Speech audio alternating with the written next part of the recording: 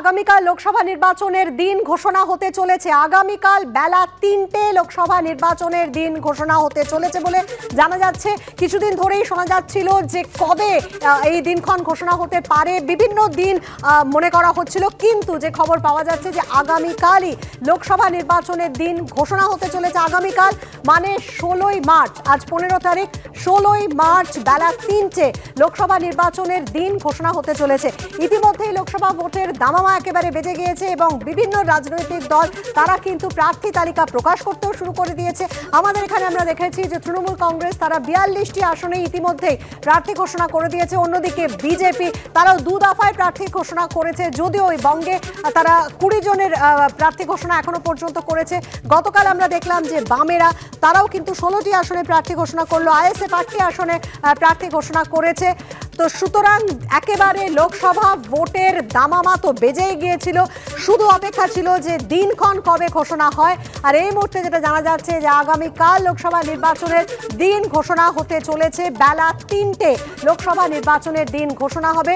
২০২৪ লোকসভা নির্বাচনের নির্ঘণ্ট ঘোষণা করবে নির্বাচন কমিশন। স্বাভাবিকভাবেই যেই প্রশ্নগুলো সকলেরই মনে এতদিন ধরে ঘুরপাক খাচ্ছিল যে ক দফায় লোকসভা ভোট হতে চলেছে, বিশেষ করে বঙ্গে গতবারের মতো এবারও কি অনেকগুলি দফায় লোকসভা ভোট হবে নাকি গতবারের থেকে এবার দফা কমবে। স্বাভাবিকভাবে এই সমস্ত কিছু নিয়ে একটা জল্পনা তো ছিলই, সেই জল্পনা নিরসন হয়ে যাবে আগামীকাল, কারণ আগামীকালই লোকসভা নির্বাচনের দিন ঘোষণা করতে চলেছে নির্বাচন কমিশন।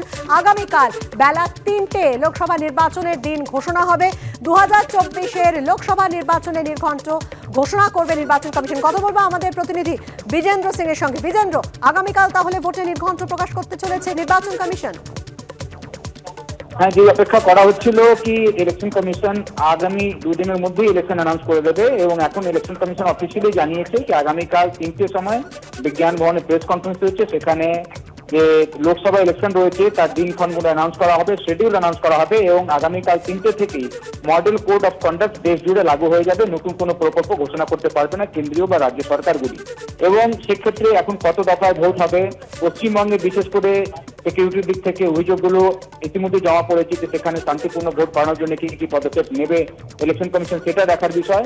যখন ইলেকশন কমিশনের ফুল বেঞ্চ কলকাতা গেছিল সেই সময়ে তারা বলেছিলেন কি তারা চাইবেন যে সুষ্ঠুভাবে পশ্চিমবঙ্গে যেন ভোট হয় এবং হিংসার থেকে যেন দূরে থাকে এই ভোট প্রক্রিয়া, সেটা কিন্তু সুনিশ্চিত করার জন্য কি কি স্টেপস নেওয়া হচ্ছে সেটাও আগামীকাল আমরা জানতে পারবো। তার সঙ্গে কয়েকটি রাজ্যেও লোকসভার সঙ্গে ভোট হয়, সেই রাজ্যগুলিরও দিনক্ষণ আগামীকালই ঘোষণা করা হবে ইলেকশন কমিশন তরফ থেকে।